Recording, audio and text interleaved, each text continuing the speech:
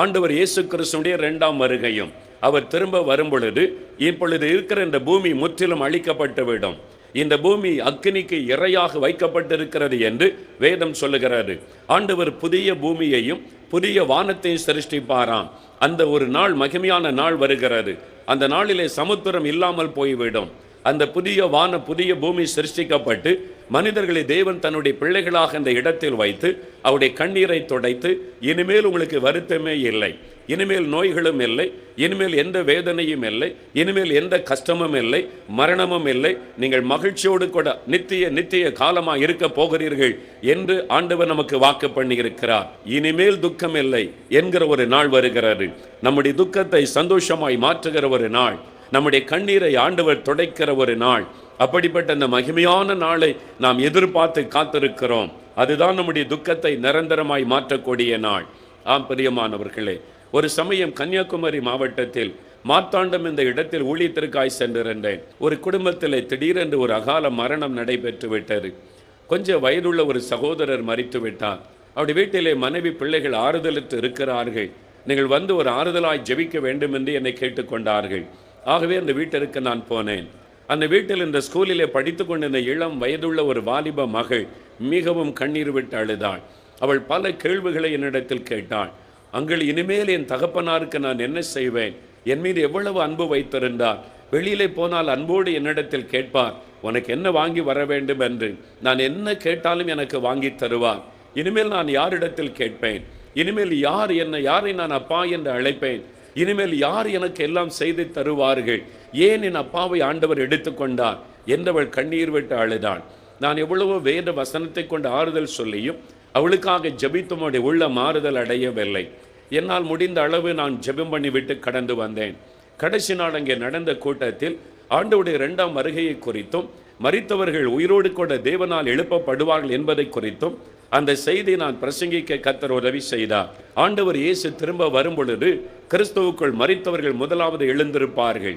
இயேசுவை ஏற்றுக்கொண்டு அவருடைய இரத்தத்தினால் கழுவப்பட்டு அவருக்கென்று பரிசுத்தமாய் வாழ்ந்த தேவ பிள்ளைகள் உயிரோடு கூட மறுபடியும் எழுந்திருப்பார்கள்.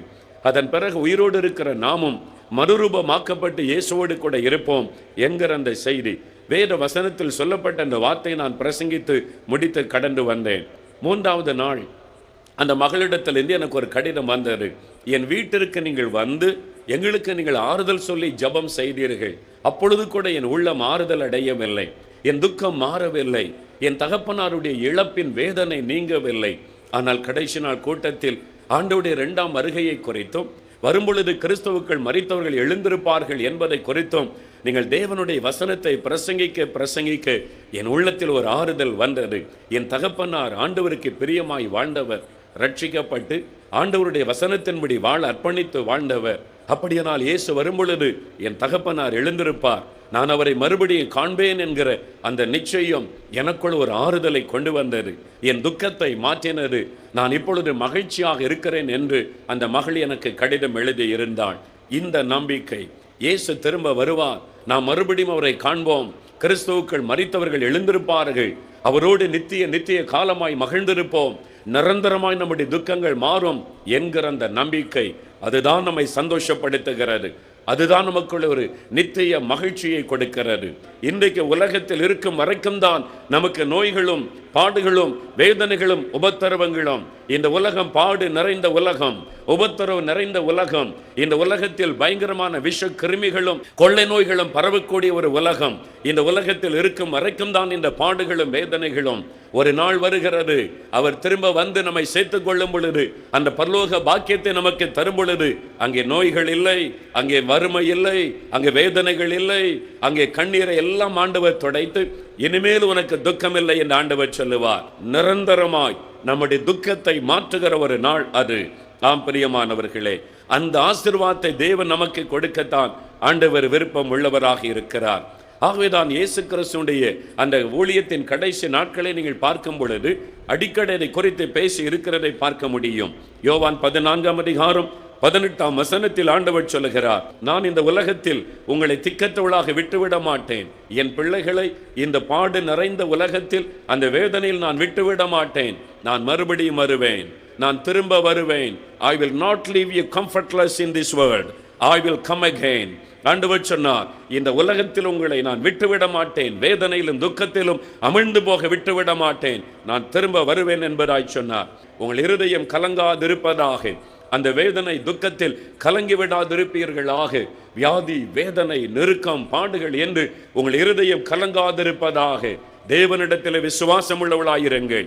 அப்பொழுதுதான் ஆண்டவர் சொல்லுகிறார், நான் போய் உங்களுக்காக ஒரு ஸ்தலத்தை ஆயத்தப்படுத்துகிறேன், பரலோகத்திலே ஒரு ஸ்தலத்தை நான் ஆயத்தப்படுத்துகிறேன், என்னோடு கூட நீங்கள் இருக்கும்படிக்கு அந்த வேதனை இல்லாத, வியாதி இல்லாத, துக்கமில்லாத இடத்திற்கு உங்களை அழைத்து செல்லும்படியாய் நான் திரும்ப வருவேன். என்னோடு கூட உங்களை சேர்த்துக் கொள்ளும்படி, நான் இருக்கிற இடத்தில் நீங்களும் என்னோடு இருக்கும்படி நான் திரும்ப வருவேன் என்பதாய் ஆண்டவர் வாக்கு கொடுத்து போனார். இதுதான் நம்முடைய நம்பிக்கை. ஒரு தேவனுடைய பிள்ளை, இயேசுவை ஏற்றுக்கொண்டவரை பின்பற்றுடைய முக்கியமான பெரிய ஒரு நம்பிக்கை, இந்த உலகம் எனக்கு நிரந்தரமானது அல்ல. என் ஆண்டவர் இயேசு திரும்ப வரப்போகிறார், அவரோடு கூட என்னை சேர்த்துக் கொள்ள வரப்போகிறார், எனக்காக ஒரு ஸ்தலத்தை ஆயத்தம் பண்ணி கொண்டிருக்கிறார். அங்கே வேதனை இல்லை, வியாதி இல்லை, துக்கம் இல்லை, மரணம் இல்லை. அப்படிப்பட்ட மகிமையான இடத்திற்கு நான் செல்ல போகிறேன். இந்த உலக வாழ்க்கை தற்காலிகமானது என்கிற உணர்வோடு நாம் இந்த உலகத்தில் வாழ வேண்டும். அதுதான் கிறிஸ்தவ வாழ்க்கை. பூமிக்குரியவைகளை அல்ல, மேலானவைகளை நாடுங்கள் என்று வேதம் நமக்கு சொல்லுகிறது. அந்த நாள் எப்பொழுது வரும்? அதுதான் அநேகருடைய உள்ளத்திலே எழும்பிக் கொண்டிருக்கிற கேள்வி. ஆண்டவர் சீக்கிரம் வந்துவிட மாட்டாரா? நம்முடைய பிரச்சனைக்கு ஒரு முடிவு வந்துவிடாதா என்பது நம்முடைய உள்ளத்தின் ஏக்கமாக இருக்கிறது. மனிதர்கள் மாத்திரம் அல்ல, தேவனால் சிருஷ்டிக்கப்பட்ட சிருஷ்டிகளும் கூட அவருடைய வருகைக்காக ஏங்கிக் கொண்டிருக்கிறது என்பதாக வேத வசனம் சொல்லுகிறது. ஆம் பிரியமானவர்களே, ஆண்டவர் என்றைக்கு வருவார், எந்த வருஷம் வருவார், எந்த நாளில் வருவார், ஒருவருக்கும் தெரியாது. அது பிதாவினுடைய ரகசியம். அது பிதாவினிடத்தில் இருக்கிற ஒரு காரியம். ஒரு மனிதரும் அதை சொல்ல முடியாது. இந்த வருஷம், இந்த மாதம், இந்த நாளில் இயேசு வருவார் என்று யாராவது சொன்னால் நம்பாதிருங்கள். ஒரு நாளும் ஒரு மனிதனுக்கும் அது வெளிப்படுத்தப்படவே மாட்டாது. அது பிதாவினிடத்தில் இருக்கிற ரகசியம். ஆகவே திருடன் வருகிற வண்ணமாய் என் வருகை இருக்கும் என்று இயேசு சொன்னார். எனக்கு அந்த திருடன் வரும்போது உங்களுக்கு ஃபோன் பண்ணி, நான் இத்தனை மணிக்கு உங்கள் வீட்டுக்கு திருட வருகிறேன் என்று சொல்லிவிட்டு வரமாட்டான். எதிர்பாராத நேரத்தில் வருவான். அப்படித்தான் இயேசுடைய வருகையும் இருக்கும். நாம் எதிர்பாராத நேரம் வருவார். இன்றைக்கு இரவு வரலாம், நாளைக்கு வரலாம், அடுத்த வாரம் வரலாம், அடுத்த மாதம் வரலாம், நமக்கு தெரியாது. ஆனால் ஒன்று நிச்சயம், அவருடைய வருகை சமீபம். நாம் கடைசி நிமிடத்தில் வந்துவிட்டோம் என்பதை மாத்திரம் நாம் அறிந்து கொள்ள முடியும். வேத புஸ்தகத்தில் மத்தேயு 24 அதிகாரம் 3 முதல் 14 வசனம் வரைக்கும் வாசித்து பாருங்கள். இயேசு கிறிஸ்து உலகத்தில் உலாவின நாட்களில் இயேசுடைய சீடர்கள் வந்து கேட்கிறார்கள், ஆண்டவரே, உலகத்தின் முடிவிற்கும் உம்முடைய வருகைக்கும் அடையாளம் என்ன என்பதாய் கேட்கிறார்கள். எப்பொழுது நீ திரும்ப இந்த உலகத்தில் வருவீர்? முதல் முறை இயேசு உலகத்தில் வந்தபோது பாவிகளை ரட்சிக்க ஒரு இரட்சகராக வந்தார். தன்னை சிலுவையிலே பலியாய் கொடுப்பதற்காக ஒரு ஜீவாதார பலியாக அவர் வந்தார். மனிதனை பாவத்திலிருந்தும் சாபத்திலிருந்து விடுதலையாக்கவும், நரகத்தின் அக்கனியிலிருந்து அவனுக்கு ஒரு விடுதலை கொடுக்கவும் ஒரு இரட்சகராக வந்து சிலுவையிலே தன் உயிரை கொடுத்து 3வது நாள் உயிர்த்தெழுந்த பரலோகத்திற்கு ஏறி போனார். அவர் மறுபடியும் திரும்ப வருவார். அவர் திரும்ப வரும் பொழுது நியாயாதிபதியாக வருவார். அவர் வரும் பொழுது இந்த உலகம் முடிவடையும். இந்த உலகத்தின் முடிவும் இயேசுடைய வருகையும் ஒன்றாக நடைபெறும். ஆகவேதான் சீஷர்கள் கேட்கிறார்கள், இந்த உலகத்தின் முடிவும் உம்முடைய வருகை எப்பொழுது சம்பவிக்கும்? இயேசு அதற்குரிய அடையாளங்களை சொல்லுகிறார். இவைகள் சம்பவிக்கும் போது ஆண்டவருடைய வருகை சமீபம் என்பதை அறிந்து நீங்கள் ஜாக்கிரதையை ஆயத்தப்படுங்கள் என்பதாக ஆண்டவர் சொல்லுகிறார். மத்தேயு 24 அதிகாரம் 3 வசனம் முதல் நீங்கள் வேதத்தில் வாசித்து பாருங்கள். முதலாவது ஒரு அடையாளத்தை ஆண்டவர் சொல்லுகிறார். அந்தி கிறிஸ்துவின் ஆவி, ஏமாற்றுகிற ஆவி, தங்களை தெய்வமாய் காண்பிக்கிற மக்கள் எழும்புவார்கள். இது கூட ஒரு அடையாளம் என்பதாக இயேசு சொன்னார். மற்ற எந்த நாடுகளையும் விட இந்தியாவில் இந்த அடையாளம் தீவிரமாய் நிறைவேறுகிறது. இந்தியாவில் இன்றைக்கு அநேக தங்களை தெய்வமாக காண்பிக்கிற மனிதர்களை நீங்கள் பார்க்கிறீர்கள். புதிதான ஒரு கொள்கையை பேசுவார்கள். எல்லா தெய்வமும் ஒன்றுதான், அன்புதான் முக்கியம் என்று மேடைகளிலே பேசுவார்கள். ஆனால் கூர்ந்து கவனித்தால் கடைசியில் அவர்கள் தங்களை தெய்வமாக காண்பிப்பார்கள். ஜனங்கள் எல்லாம் வந்து தன்னை வணங்கும்படி செய்து விடுவார்கள். கடைசி காலத்தில் இப்படி ஜனங்களை வஞ்சிக்கிற, ஏமாற்றுகிற, தங்களை தெய்வமாய் காண்பித்துக் கொள்ளுகிற அந்தி கிறிஸ்துவின் ஆவியை உடையவர்கள் எழும்புவார்கள் என்று இயேசு சொல்லி வைத்த காரியம் இன்றைக்கு நிறைவேறுகிறது. இப்படிப்பட்டவர்கள் அற்புதங்களையும் அடையாளங்களை கூட செய்வார்கள் என்று ஆண்டவர் இயேசு சொன்னார். ஏமாற்றும்படியாக, மனிதர்களை வஞ்சிக்கும்படியாக பிசாசானவன் தன்னை தெய்வமாய் காண்பிப்பதற்காக மனிதர்களை பயன்படுத்தி மனிதர்களை வணங்கும்படிக்கு செய்வான் என்பதாக இயேசு சொன்ன வார்த்தை இந்தியாவிலே தீவிரமாய் நிறைவேறி கொண்டிருக்கிறது. இன்னொரு அடையாளத்தை ஆண்டவர் சொல்லுகிறார். யுத்தங்களையும் யுத்தங்களின் செய்திகளையும் நீங்கள் கேள்விப்படுவீர்கள். ஜனத்திற்கு விரோதமாக ஜனம் எழும்பும், ராஜ்யத்திற்கு விரோதமாக ராஜ்யம் எழும்பும். இன்றைக்கு ஒரே மாவட்டத்திற்குள்ளே ஜனத்திற்கு விரோதமாக ஜனம், ஒரே தேசத்திற்குள்ளே ஒரு மாநிலத்திற்கு விரோதமாக இன்னொரு மாநிலத்து மக்கள், ஒரு துவேஷம், இப்படிப்பட்ட காரியங்கள் எழும்புவதை பார்க்கிறோம். இதெல்லாம் நடக்கும் பொழுது இயேசுடைய வருகை சமீபம், இந்த உலகத்தின் முடிவு சமீபம் என்பதை அறிந்து கொள்ளுங்கள் என்பதாக இயேசு சொல்லி இருக்கிறார். பஞ்சங்களும் கொள்ளை நோய்களும் பூமி அதிர்ச்சிகளும் பல இடங்களில் உண்டாகும் என் ஆண்டவர் சொல்லி இருக்கிறார். பஞ்சங்கள், உணவு பஞ்சம், தண்ணீர் பஞ்சம், பலவிதமான பஞ்சங்கள் தேசத்தின் ஒரு மூலையிலே ஒரு பகுதியிலே காணப்பட்டு கொண்டேதான் இருக்கிறது. இந்தியா தேசத்திலும் சரி, உலகத்தின் பல நாடுகளிலும் பல இடங்களில் இன்றைக்கு பஞ்சங்கள் தாக்கி கொண்டுதான் இருக்கிறதை நாம் பார்க்கிறோம். கொள்ளை நோய்கள், ஒரு கொள்ளை நோய் வந்து தாக்கும் போது அதற்கு மருந்து கண்டுபிடிக்கிற சமயத்தில் அடுத்த ஒரு கொள்ளை நோய் தாக்குகிறது. இப்படி விதவிதமான கொள்ளை நோய்கள் வந்து கொண்டிருக்கிறது. இது கடைசி காலத்தின் அடையாளம். பூமி அதிர்ச்சிகள் பல இடங்களில் உண்டாகும் என்று சொன்னார். ஒரு காலத்தில் ஒரு பூமி அதிர்ச்சி வந்தால் முதல் பக்கத்திலே பெரிய அளவில் செய்தி வரும், பூமி அதிர்ச்சி உண்டாகி இருக்கிறது என்பதாக. ஆனால் இப்பொழுது பூமி அதிர்ச்சி என்ற செய்தித்தாளை புரட்டி பாருங்கள், எங்கோ 4வது பக்கத்தில் 5வது பக்கத்தில் சின்ன கட்டத்திலே போடுகிறார்கள். காரணம், தினமும் பூமி அதிர்ச்சி ஒவ்வொரு இடத்திலே நடந்து கொண்டே இருக்கிறபடியால் அந்த செய்தி ஒரு புதுமையாக தெரியவில்லை. இயேசு சொன்னார், பல இடங்களில் பூமி அதிர்ச்சிகள் உண்டாகும். நம்மை சுற்றிலும் அது நடைபெற்று கொண்டு இருக்கிறது. இயேசுடைய 2ஆம் வருகை நெருங்கிவிட்டது என்பதை தெளிவாக இது நமக்கு காண்பிக்கிறது. லூக்கா 21ஆம் அதிகாரம் 11ஆம் வசனம் சொல்லுகிறது, பல இடங்களில் மகா பூமி அதிர்ச்சிகளும் பஞ்சங்களும் கொள்ளை நோய்களும் உண்டாகும். வானத்திலிருந்து பயங்கரமான தோற்றங்களும் பெரிய அடையாளங்களும் உண்டாகும்.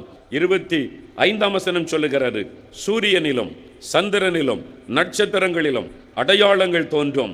பூமியின் மேலுள்ள ஜனங்களுக்குள் தத்தளிப்பும் இடுக்கணும் உண்டாகும். சமுத்திரமும் அலைகளும் முழக்கமாயிருக்கும். வானத்தின் சத்துவங்கள் அசைக்கப்படும் என்பதாக வேதம் சொல்லுகிறது. சில ஆண்டுகளுக்கு முன்பாக வரைக்கும் விஞ்ஞானிகள் சொன்னார்கள், இந்த உலகம் இன்னும் எத்தனையோ லட்சக்கணக்கான வருஷம் இருக்க போகிறது, அதற்குரிய எல்லா வசதிகளும் உலகத்தில் உண்டு என்பதாய் அறிவித்தார்கள்.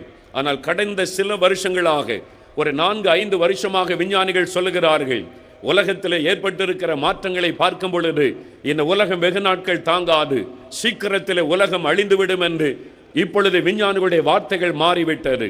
அப்படிப்பட்ட சூழ்நிலைகளை இன்றைக்கு நாம் பார்க்கிறோம். எனக்கன்பானவர்களே, இதெல்லாம் எதை வெளிப்படுத்துகிறது? இந்த உலகத்தின் நாட்கள் முடிவடைய போகிறது. இந்த உலகத்தின் முடிவு சமீபமாகிவிட்டது. ஆண்டவருடைய வருகை சமீபமாகிவிட்டது. இயேசு சொன்ன அடையாளங்கள் நம்மை சுற்றிலும் நிறைவேறி கொண்டிருக்கிறது.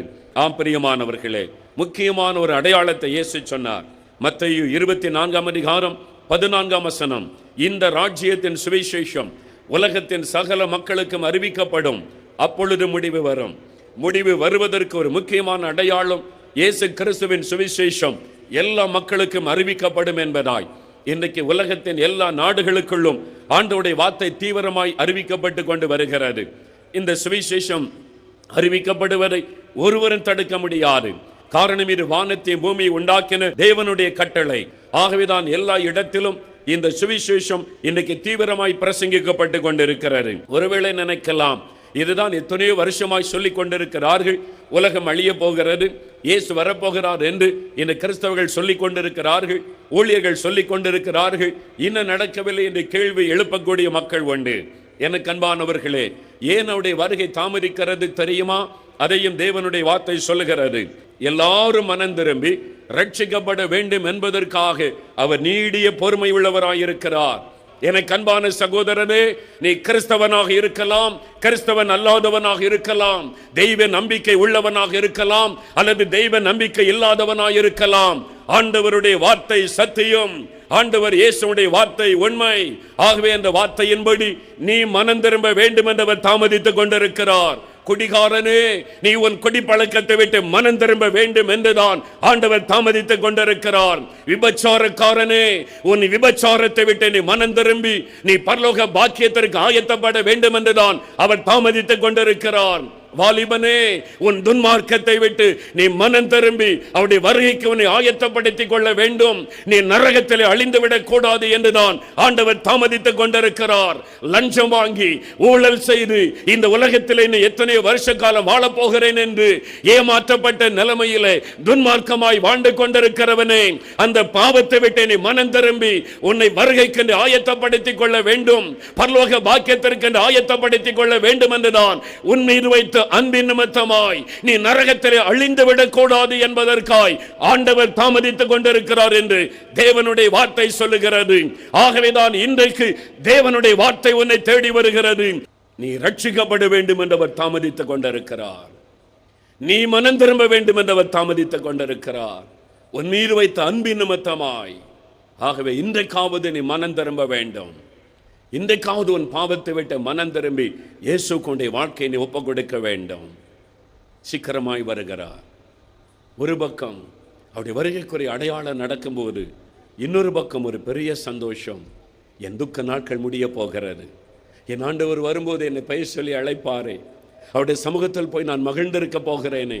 தேவ பிள்ளைகளுடைய உள்ளத்தில் அதுதான் மகிழ்ச்சி, அதுதான் சந்தோஷம். எதற்காக ஊழியம் செய்கிறோம்? பணத்துக்காக அல்ல, புகழுக்காக அல்ல. ஒரு நாள் என் இயேசு வரும் பொழுது அவர் பெயர் சொல்லி அழைத்து, நல்லது உண்மையும் உத்தமமான ஊழியக்காரனே, நீ கொஞ்சத்திலே உண்மையாய் இருந்தாய், எஜமானுடைய சந்தோஷத்திலே பிரவேசி என்று அந்த பரலோக பாக்கியத்தை தருவாரு. அந்த ஒரே காரியத்திற்காகவே இரவும் பகலும் இந்த இயேசுவை நான் அறிவித்துக் கொண்டிருக்கிறேன். உலக நன்மைக்காக அல்ல, என் எஜமான் வரும் பொழுது மகிழ்ச்சியோடு அவரை சந்திக்க வேண்டும். அது ஒன்றுதான் எங்களுடைய நோக்கம். அதற்காகத்தான் சுவிசேஷத்தை அறிவிக்கிறோம், அதற்காகத்தான் ஓடி ஓடி ஊழியம் செய்கிறோம். மதம் மாற்றுவதற்காக அல்ல, நீ நரகத்திலே அழிந்து விடக்கூடாது என்பதற்காக. விக்கிரக ஆராதனைக்காரன் அக்னியிலே பங்கடைவான் என்று வேத வசனம் சொல்லுகிறது. மதம் மாற்றுவதற்காக அல்ல. நீ மதம் மாறினால் ஒரு நய பைசாவுக்கு கூட பிரயோஜனப்படாது. மனம் மாறி ரட்சிக்கப்பட வேண்டும். கிறிஸ்தவன் கூட ரட்சிக்கப்படாவிட்டால் மோட்சத்திற்கு செல்ல முடியாது. கிறிஸ்தவ பெயரை வைத்திருப்பதனால் மோட்சத்திற்கு செல்ல முடியாது. ஆலயத்திற்கு சென்று காணிக்கை கொடுப்பதனால் மோட்சத்திற்கு செல்ல முடியாது. மனம் திரும்பி ரட்சிக்கப்பட வேண்டும். இனி காலம் செல்லாது. அவர் வரும்போது கண்ணீரையெல்லாம் துடைப்பார். இனி வருத்தம் இல்லை, வேதனை இல்லை என்று சொல்லப்பட்டிருக்கிற யார் கண்ணீரை துடைப்பார்? மதுபானம் குடித்து போதில் இருக்கிற மனுஷனை கொண்டு போய் உன் கண்ணீரை துடைத்து பரலோக பாக்கியத்தை தருவாரோ? கையில சிகரெட்டை ஊதிக்கொண்டு இன்னொரு பக்கத்தில் விதண்டா வாதம் பேசிக்கொண்டு எனக்கு பைபிளை தெரியும் என்று பேசிக் கொண்டிருக்கிற துன்மார்க்கனை தேவன் மோட்சத்தில் அழைத்துக் கொண்டு போய் கண்ணீரை துடைத்து சந்தோஷத்தில் பிரவேசி என்று சொல்லுவாரோ? வஞ்சிக்கப்பட்டு போகாதிருங்கள். வெறும் பக்தியை கண்டு ஏமாந்து போகிறவர் அல்ல தேவன். பக்தி அல்ல பரிசுத்தம், பக்தி அல்ல வேத வசனத்தின்படி வாழ நம்மை அர்ப்பணித்துக் கொள்ள வேண்டும். அவர்கள் தான் பரலோக ராஜ்யத்திற்குள்ளே செல்ல முடியும். அவங்க கண்ணீரை தான் ஆண்டவர் துடைப்பார். ஒரு நாளைக்கு 5 நிமிஷம் கூட ஜெபம் பண்ணாத கிறிஸ்தவர்கள் எத்தனை பேர்? ஒரு நாளைக்கு பைபிள்ல 5 வசனம் கூட வாசிக்காத கிறிஸ்தவர்கள் எத்தனை பேர்? ராத்திரி பகல முழங்கால நின்று மணிக்கணக்காக 3 மணி நேரம் 4 மணி நேரம் ஜெபம் பண்ணி ஆத்துமாக்காக அழுது கொண்டிருக்கிற கோடிக்கணக்கான விசுவாசிகளை உலகத்திலே கர்த்தர் வைத்திருக்கிறார். அவர்களைத்தான் தேவன் கண்ணீரை துடைத்து சந்தோஷத்துக்குள்ளே கொண்டு போவார். கிறிஸ்தவ வாழ்க்கை என்பது எப்படி வாழ்ந்து விட்டு ஞாயிற்றுக்கிழமை ஆலயத்தில் போய் காணிக்க போட்டு விட்டால் முடிந்து விடுவது அல்ல. இதை விட பக்திமான்கள் எல்லா மதத்திலும் இருக்கிறார்கள். செருப்பில்லாமல் நடந்து தெய்வத்தை தேடுகிறவர்கள், தங்கள் சரீரத்தை காயப்படுத்திக் கொண்டு தெய்வத்தை தேடுகிறவர்கள், தங்கள் சரீரத்தை ஒருத்து பக்தியோடு தேடுகிறவர்கள். அந்த பக்தி அல்ல அவருக்கு முக்கியம். இயேசு இயேசு இயேசு இயேசு அவர் சொன்னபடி வாழ்வதற்கு அர்ப்பணித்துக் கொண்டு அவரை பின்பற்றி அவரோடு கூட சேர்ந்து வாழ வேண்டும். அவங்க கண்ணீரை தான் அவர் துடைப்பார். அவங்கள கூட்டிட்டு போய், என் மகளே வா, என் மகனே வா, நீ எனக்காக எவ்வளவு பாடுகளை சகித்தாய், எவ்வளவு ஜெபம் பண்ணினாய், எனக்காக எவ்வளவு ஊழியம் செய்தாய், இனிமேல் உனக்கு துக்கம் இல்லை, இனிமேல் உனக்கு கண்ணீர் இல்லை, நீ வா என்னுடைய ராஜ்யத்தில். அவங்கள தான் தேவன் கூட்டிக் கொண்டு போய் கனப்படுத்துவார். எங்கே நின்று கொண்டிருக்கிறீர்கள்? ஆண்டவர் உங்களை பார்த்து மகிழ்ச்சியோடு அழைக்கக்கூடிய இடத்தில் நிற்கிறீர்களா? யோசித்து பாருங்கள். இல்லாவிட்டால் இன்றைக்கு ஒப்பு கொடுக்கணும். ஏன் இவ்வளவு கடினமாய் ஆண்டவர் பேச வைக்கிறார் தெரியுமா? அவர் உங்களை நேசிக்கிறார். நீங்க அழிந்து விடக்கூடாது, நரகத்திற்குள்ளே போய்விடக்கூடாது, இங்க இருக்கிற ஒரு ஆத்மா கூட நரகத்திலே போய்விடக்கூடாது என்று தேவன் பாரமுள்ளவராய் இருக்கிறபடியால், உங்களுக்காக நான் தேவ சமூகத்திலே கண்ணீர் வடித்தபடியால் இந்த வார்த்தைகளை கடினமாய் நான் பேசுகிறேன். அவர் வரும் பொழுது யாரை சேர்த்துக் கொள்வார்? ஆவி, ஆத்மா, சரீரத்திலே பரிசுத்தம் உள்ளவர்கள். ஆண்டவர் சபை பேரை சொல்லி கூப்பிட மாட்டார். இந்த சபையில் இருக்கிறவங்க எல்லாம் வாங்க, இந்த சபையில் இருக்கிறவங்க எல்லாம் வாங்க, அப்படி கூப்பிட மாட்டார். ஆவி, ஆத்மா, சரீரத்திலே பரிசுத்தம் உள்ளவர்கள், பாவத்தை விட்டு மனம் திரும்பி இயேசுவின் ரத்தத்தினாலே கழுவப்பட்டு ஒரு பரிசுத்த வாழ்க்கை வாழ தங்களை அர்ப்பணித்து பரிசுத்த வாழ்க்கைக்காக பிரயாசப்படுகிறவர்கள். இந்த பாவம் நிறைந்த உலகத்தில் எப்படிங்க பரிசுத்தமா வாழ முடியும்னு நினைக்கலாம். நீங்கள் ஒப்பு கொடுத்தால் போதும், அவர் உங்களை பரிசுத்தப்படுத்தி ஆயத்தப்படுத்துவார். ஒவ்வொரு நாளும் சுத்திகரித்து பரிசுத்தத்தில் அவர் வழி நடத்துவார். மத்தேயு 5:8 சொல்லுகிறது, இருதயத்தில் சுத்தமுள்ளவர்கள் பாக்கியவான்கள், அவர்கள் தான் தேவனை தரிசிப்பார்கள். இருதயத்தில் இச்சைகளும் பொறாமைகளும் பெருமைகளும் கோபங்களும் வைராக்கியங்களையும் வைத்துக் கொண்டிருந்தவர்கள் பரலோகத்தில் தேவனை தரிசிக்க முடியாது. மனுஷனுடைய இருதயத்தை கழுவி சுத்திகரிக்க வல்லமை உள்ளது இயேசுவின் ரத்தம். அவங்க தான் ஆண்டவரை தரிசிக்க முடியும். எபிரேயர் 12:14 சொல்லுகிறாரு, யாவரோடும் சமாதானமாய் இருக்கவும் பரிசுத்தம் உள்ளவர்களாய் இருக்க நாடுங்கள். பரிசுத்தம் இல்லாமல் ஒருவனும் தேவனை தரிசிப்பதில்லை. பரிசுத்தம் இல்லாமல் வரப்போகிற இயேசுவை யாரும் தரிசிக்க முடியாது. மோட்சத்தில் அவரை சந்திக்க முடியாது. அந்த பாக்கியத்தை பெற்றுக்கொள்ள முடியாது. பரிசுத்தம், கண்ணின் பார்வையில பரிசுத்தம், சிந்தனையில பரிசுத்தம், உங்களுடைய வாழ்க்கையில பரிசுத்தம், எல்லாவற்றிலும் பரிசுத்தம். ஞாயிற்றுக்கிழமை மட்டும் பரிசுத்தம் அல்ல, ஆலயத்திற்கு வரும்பொழுது மட்டும் பரிசுத்தம் அல்ல, உங்கள் நடக்கைகள் எல்லாவற்றிலும், ஸ்கூலுக்கு போகும்போதும் வரும்பொழுதும், கல்லூரிக்கு போகும்போதும் வரும்போதும், வியாபாரத்திற்கு செல்லும் பொழுது, வேலைக்கு செல்லும் பொழுது, வெளியில செல்லும் பொழுது, எல்லாவற்றிலும் பரிசுத்தம். ஒரு குடும்பத்தில் பரிசுத்தம் என்றால் ஒரு குடும்பம் எப்படி இருக்க வேண்டும் என்று ஆண்டவர் கொலோசியர் 3:18-21 சொல்லி இருக்கிறார். மனைவிகளே, உங்கள் புருஷருக்கு கீழ்ப்படியுங்கள், அது பரிசுத்தம். ஒரு மனைவி புருஷனுக்கு கீழ்ப்படியாம நீங்க என்னதான் ஜெபம் பண்ணாலும், என்னதான் அந்நிய பாஷை பேசினாலும் கூட வசனத்தின்படி நீங்கள் வாழாதபடினால் நீங்கள் பரிசுத்தமற்றவர்கள். புருஷர்களே, மனைவியிடத்தில் அன்பு கோருங்கள், கசந்து கொள்ளாதிருங்கள். மனைவியை அடிப்பது, வேதனைப்படுத்துவது, கசந்து கொள்ளுவது, வீட்டில் வாழ வந்த மனைவியை மிதிப்பது, வேதனைப்படுத்தி துக்கப்படுத்துவது, அது பரிசுத்த குறைவு. ஒரு புருஷன் மனைவியை நேசிக்க வேண்டும், அதான் குடும்பத்தின் பரிசுத்தம். பிள்ளைகளே, பெற்றோருக்கு கீழ்ப்படியுங்கள். தாய் தகப்பனுக்கு கீழ்ப்படியாம தாய் தகப்பனை துக்கப்படுத்தி விட்டு நானும் இயேசுவை நேசிக்கிறேன் என்று பயபக்தியா ஜெபம் பண்ணுகிறேன் என்றால் தேவன் அதை பார்த்து ஏமாந்து விடுகிறவர் அல்ல. முதலாவது உங்களுடைய பெற்றோருக்கு கீழ்ப்படியணும், அவங்களை சந்தோஷப்படுத்த வேண்டும், வேத வசனத்தின்படி வாழ வேண்டும், அதுதான் பரிசுத்தம். வேலை செய்கிற இடத்துல, பிசினஸ் பண்ற இடத்துல, வாழுகிற இடத்துல ஒரு பரிசுத்தம் இருக்க வேண்டும். அநியாய சம்பாத்தியம் கர்த்தருக்கு அருவருப்பானது. எப்படியும் சம்பாதிக்கலாம், பிசினஸ்னா அப்படிதான், பிசினஸ் நேக், அப்படிலாம் வாழுகிறவர்கள் பரலோக ராஜ்யத்தில் போக முடியாது. எல்லாவற்றிலும் பரிசுத்தம்.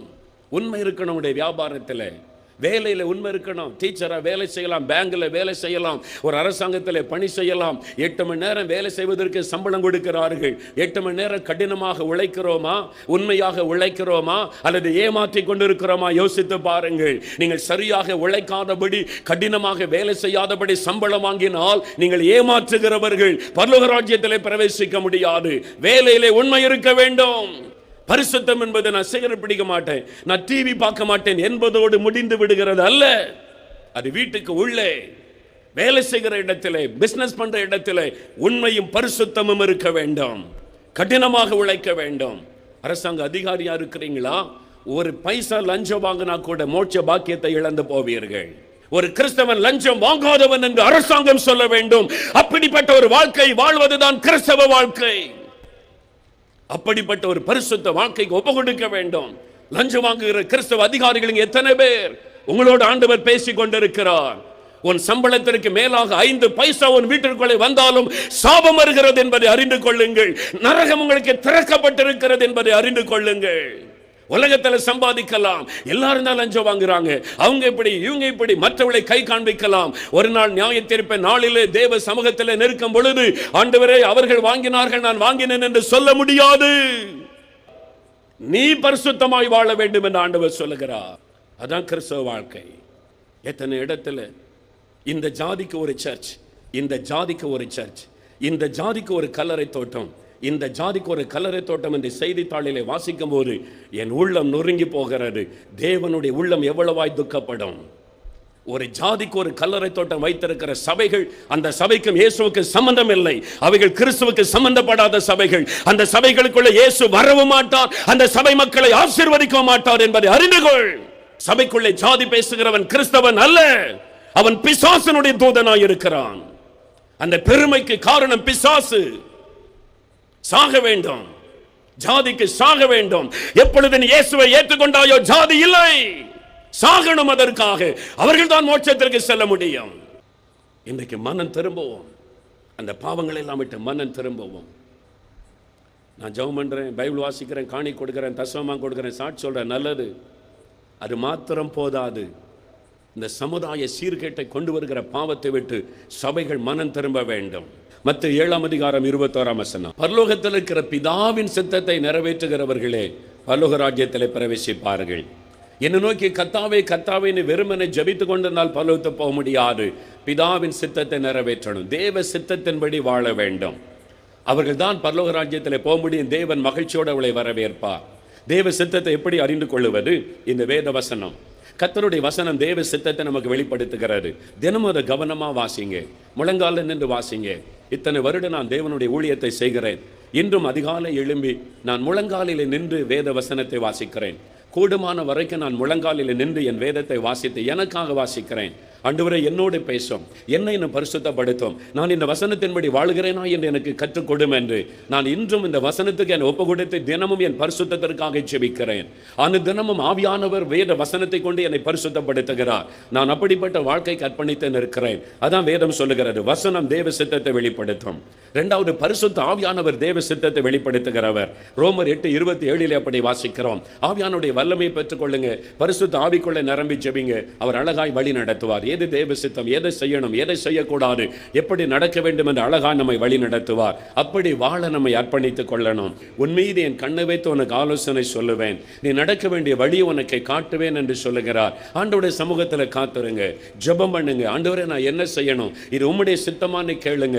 அழகாய் உங்களோட பேசுவார், வேத வசனத்தை கொண்டு பேசுவார், ஊழியர்களுடைய பிரசங்கத்தை கொண்டு பேசுவார். சில சமயம் நேரடியாக உங்களுடைய ஆவியில் அவர் இடைப்பட்டு பேசுவார்.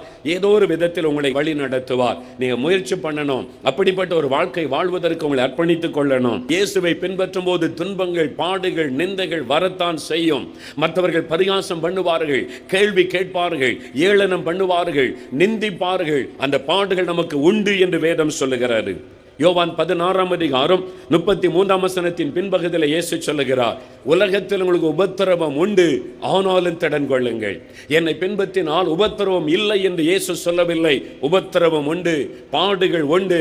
வேலை செய்கிற இடத்துல பாடுகள் வரும், தொழில் செய்கிற இடத்துல பாடுகள் வரும், வசிக்கிற இடத்துல பாடுகள் வரும். இயேசுவை பின்பற்றும் ஒரு பாடுகள் உண்டு, ஆனாலும் திடன் கொள்ளுங்கள், நான் உலகத்தை ஜெயித்தேன். அப்படித்தான் ஆண்டவர் சொல்லி இருக்கிறார். என் ஊழியத்தின் ஆரம்ப நாட்கள் 75வது வருஷம் மொழி நேர ஊழியத்துக்கு என்னை அழைத்தபடி நான் ஒப்பு கொடுத்து விட்டேன். நேரடியாய் முகமுகமாய் பேசி கர்த்தர் அழைத்தார்.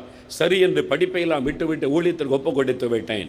ஆனால் ஊழியம் என்று சொன்னவுடன் எல்லாரும் என்னை வரவேற்பார்கள், உற்சாகப்படுத்துவார்கள் என்று எண்ணினேன். ஆனால் எனக்கு வந்தது நிந்தை.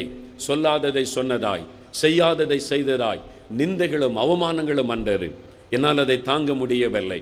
நான் அப்படிப்பட்ட சூழ்நிலையில் வளர்ந்தபடியால் அந்த நிந்தைகள், வார்த்தைகளை தாங்க முடியவில்லை. ஒரு நாள் என் அறையில் தனியாக உட்கார்ந்து நடுராத்திரில் அழுது கொண்டிருந்தேன். ஆண்டவருடைய பாத்திரம் உட்கார்ந்து அழுது கொண்டு, ஆண்டவரே என்னை விட்டுவிடும், எனக்கு இந்த ஊழியம் வேண்டாம். சொல்லாததை சொன்னதா சொல்றாங்க, நான் செய்யாததை செய்ததா சொல்றாங்க, இப்படிலாம் என்னை பேசுறாங்களே, எனக்கு வேண்டாம் ஆண்டவரே, இந்த ஊழியமே வேண்டாம், என்னை விட்டுவிடும் என்று சொன்னேன். நான் அழுது கொண்டிருக்கிறேன். ஆண்டவர் சிரித்த முகமாய் வந்து நிற்கிறார். நான் கண்ணீர் வடிக்கிறேன். நீர் என்ன ஆண்டவரை சிரித்த முகத்தோடு வந்திருக்கிறேன். ஆண்டவர் சொன்னார், ஏன் அழுகிற, என்னை பார், நான் எப்படி ஊழியம் செய்தேன். நான் யாருக்காவது தீங்கு செய்தனா? ஒரு தீங்கு செய்யாமல் பரிசுத்தமாய் வாழ்ந்தவர் நான். ஆனால் ஜனங்களுக்கு நன்மை மாத்திரம் செய்தேன். என்ன மென்டல்னு சொன்னாங்க, பைத்தியக்காரன்னு சொன்னாங்க, பிசாசு பிடித்தவன்னு சொன்னாங்க, என்னை கல்லெறிந்து கொல்ல வந்தாங்க, மலையிலிருந்து தள்ளி கொல்ல வந்தாங்க. ஒரு நாளில் என் வஸ்திரத்தை உரிந்து அவமானப்படுத்தி பொய்யான குற்றச்சாட்டுகளை சொல்லி எருசலேம் வீதி வழியாக இழுத்துட்டு போனாங்க. சிலுவையில் அறைந்து என்னை கேவலப்படுத்தினாங்க. அப்படி தான் நான் செய்தேன். அந்த நிந்தைக்கு நடுவில், பொய்யான குற்றச்சாட்டுக்கு நடுவிலையும் நான் பிதாவினுடைய சித்தத்தை நிறைவேற்றினேன்.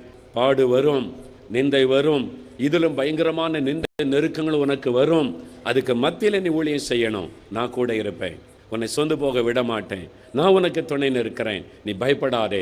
அப்படிதான் அவர் என்னை தைரியப்படுத்தினார். இல்லை உன்னை யாரும் உன்னை குறித்து பேச நான் விட மாட்டேன், உனக்கு குறித்து யாராவது பேசினா அவனுடைய நாவை நான் கட்டி போட்டுருவேன், அப்படிலாம் அவர் சொல்லவே இல்லை. அப்படிதான் பேசுவாங்க, அப்படிதான் உன்னை பரிகாசிப்பாங்க, அப்படிதான் ஊழியம் செய்து ஆகணும், சிலுவை சுமந்து கொண்டு தான் ஊழியம் செய்யணும். அதான் கிறிஸ்தவ வாழ்க்கை என்று இயேசு எனக்கு கற்றுக் கொடுத்தார்.